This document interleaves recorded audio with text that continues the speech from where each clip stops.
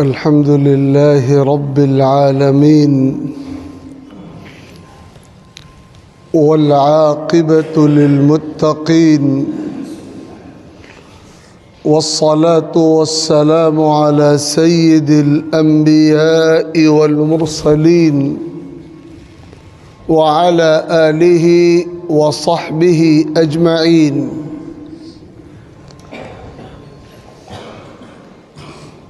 أما بعد فقد قال الله تبارك وتعالى: أعوذ بالله من الشيطان الرجيم بسم الله الرحمن الرحيم وابتغ فيما آتاك الله الدار الآخرة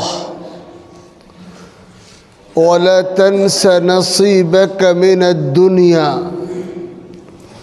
وأحسن كما أحسن الله إليك ولا تبغ الفساد في الأرض إن الله لا يحب المفسدين. صدق الله ربنا العلي العظيم. بزرگوں اور بھائیوں،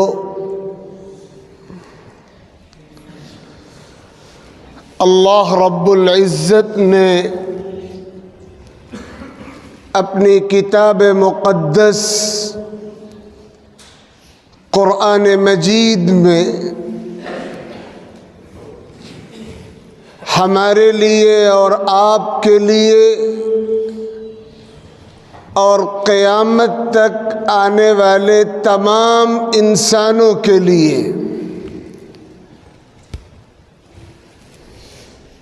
احکام اور ہدایات، تعلیمات اور ارشادات، اصول اور ضوابط، قوانین اور قواعد کے ساتھ ساتھ اسی دنیا میں سامنے آنے والے بہترین اور بدترین عملی نمونوں کا ذکر بھی فرمایا ہے۔ اگر آپ قرآن اٹھا کر دیکھیں، ایک سچی مؤمنانہ زندگی کیا ہوتی ہے، اس کے نمونے بھی ملیں گے، اور ایک گمراہی کی زندگی کیا ہوتی ہے، اللہ کے نظام سے بغاوت کی زندگی کیا ہوتی ہے، اللہ کی نعمتوں کی ناشکری اور ناقدری کی زندگی کیا ہوتی ہے، اس کے نمونے بھی قرآن مجید میں موجود ہیں۔ اللہ تعالیٰ نے ایک طرف اپنے نبیوں کا تذکرہ فرمایا، اپنے رسولوں کا تذکرہ فرمایا، اپنے پیغمبروں اور خاص طور پر سرور کائنات ختمی مرتبت سید الاولین والآخرین محمد الرسول اللہ صلی اللہ علیہ وسلم کا تذکرہ فرمایا، اپنے نیک بندوں کا تذکرہ فرمایا۔ اللہ کے نیک بندوں نے حالات کا مقابلہ کرتے ہوئے شریعت کی باغ کو ہر حال میں تھامے رکھا ہے، اس کے نمونے اللہ نے قرآن مقدس میں ذکر فرمائے ہیں۔ لیکن اسی کے ساتھ ساتھ دوسری طرف اسی قرآن مقدس میں ابلیس کا تذکرہ بھی ہے، ابلیس کے کارندوں شیاطین کا تذکرہ بھی ہے، ابلیس کی طاقت کے وہ نمائندے جو انسانوں کے سماج میں ہیں، جنہیں شیاطین الانس کہا جاتا ہے، ان کے نمونے بھی ہیں۔ کفار و مشرکین کا تذکرہ بھی ہے، اللہ کے نظام کی نافرمانی کرنے والے مجرموں کا تذکرہ بھی ہے۔ اگر آپ غور کریں تو بآسانی اس نتیجے تک پہنچ سکتے ہیں کہ اچھے نمونوں کا تذکرہ قرآن نے اس لیے کیا ہے کہ ہم ان کی نقل اتاریں،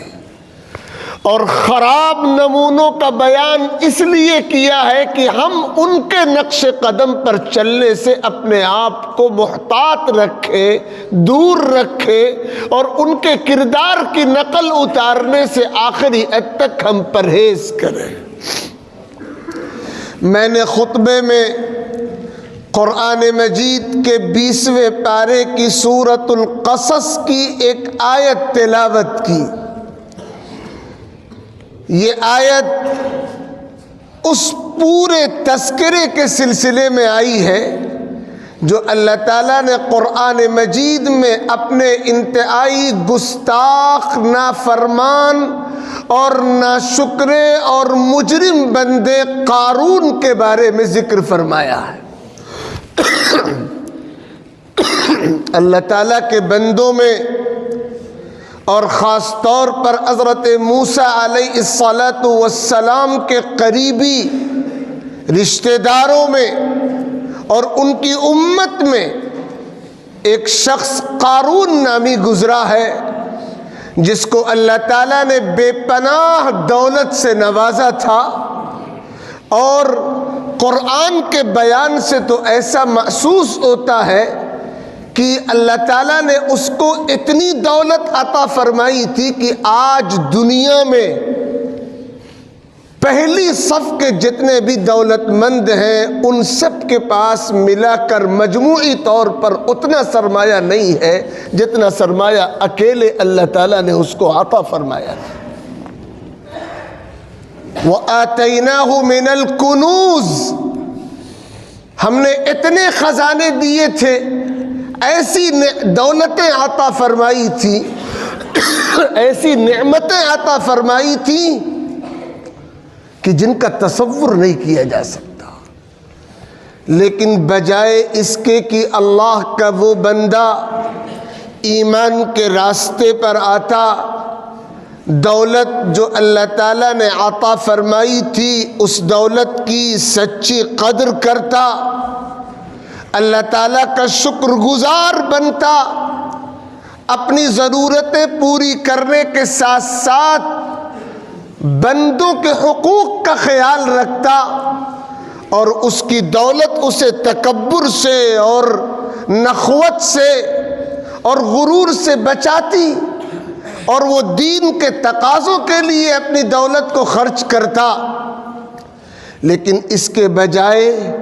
اس بدنصیب نے اپنی دولت کو اپنے ہنر اور کمال کا نتیجہ سمجھا۔ اس نے یہ سمجھا کہ یہ دولت اللہ کا فضل نہیں ہے، بلکہ یہ دولت میرے کمال کا، میرے ہنر کا نتیجہ ہے، میری محنت کا نتیجہ ہے، اور یہیں سے اس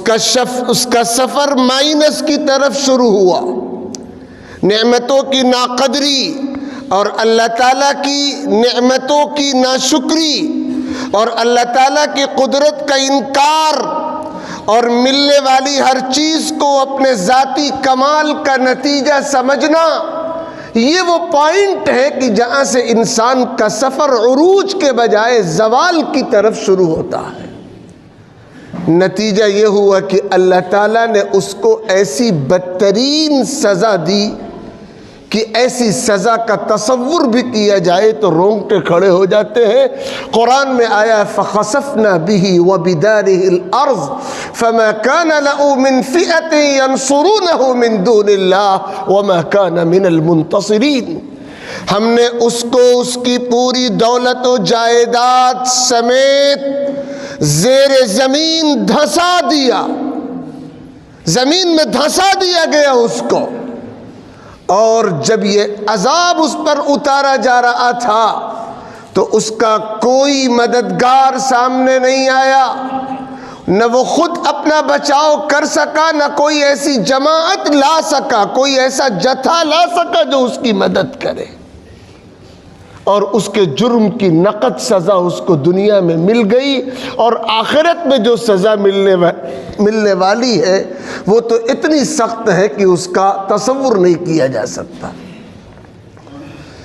قرآن مجید میں اللہ تعالیٰ نے صاف لفظوں میں فرمایا، قارون جس کو دولت عطا کی گئی تھی، ایسا نہیں کہ اللہ تعالیٰ نے دولت دے کر اسے یوں ہی چھوڑ دیا ہو، اسے صاف لفظوں میں خبردار کر دیا گیا تھا، اسے بتا دیا گیا تھا، اسے یہ رہنمائی دے دی گئی تھی کہ تمہیں دولت حاصل کرنے کے بعد کیا کرنا ہے۔ اور یہ جو قرآن کی رہنمائی ہے یہ صرف قارون کے لیے نہیں ہے، بلکہ قارون کے بعد اب تک اور اب سے لے کر قیامت تک جتنے لوگوں کو جس دائرے میں بھی دولت حاصل ہوتی ہے، جو تجارت کرنے والے ہیں، جو ملازمت کرنے والے ہیں، جن کو جس انداز سے بھی دولت اور مال ملتا ہے، قرآن کی نصیحت ہے وَابْتَغِ فِي مَا آتَاكَ اللَّهُ الدَّارَ الْآخِرَةَ۔ اے مال والو، اے دولت والو، اے دکان والو، اے تجارت کرنے والو، اے پیسے کمانے والو، جب اللہ نے تم کو دولت کی صورت نعمت عطا فرما دی ہے تو تمہیں سب سے پہلا کام یہ کرنا ہے کہ جو نعمت مال کی شکل میں اللہ نے تم کو بخشی ہے، اس نعمت میں آخرت کو اپنے سامنے رکھو۔ آخرت کو سنوارنے کے لیے دولت کا استعمال ہو، دولت کو اپنا ذاتی کمال مت سمجھو، دولت کو اپنے ہنر کا نتیجہ مت سمجھو، یہ اللہ کا فضل ہے، اللہ جسے چاہتے ہیں عطا فرماتے ہیں۔ وَابْتَغِ فِي مَا آتَاكَ اللَّهُ الدَّارَ الْآخِرَةَ ڈائریکٹ قارون سے کہا گیا تھا، اور انڈائریکٹ قارون کے بعد قیامت تک آنے والے تمام انسانوں سے کہا جا رہا ہے کہ اللہ نے تم کو جو دولت عطا کی ہے اس میں آخرت کو اپنی نگاہ کے سامنے رکھو، اپنی آخرت کو بنانے کے لیے، سجانے کے لیے، سنوارنے کے لیے اپنی دولت کا استعمال کرو۔ یہ ہے سب سے پہلی ہدایت جو قرآن دے رہا ہے، اس کی بہت لمبی تفصیل ہو سکتی ہے۔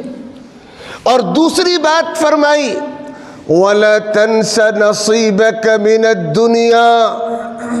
دولت ہم نے تم کو اس لیے نہیں دی ہے کہ 100% کار خیر ہی میں خرچ کر دو، اپنی دنیا کی ضرورتیں بھی پوری کرو۔ اگر اللہ نے نوازا ہے اچھا لباس پہنو، اچھی غذا کھاؤ، اچھا مکان بناؤ، سہولیات حاصل کرو اپنے لیے، اپنے اہل خانہ کے لیے، اس لیے کہ تمہارے اوپر اپنا حق بھی ہے، تمہارے بال بچوں کا حق بھی ہے، اور تم ثواب کی نیت سے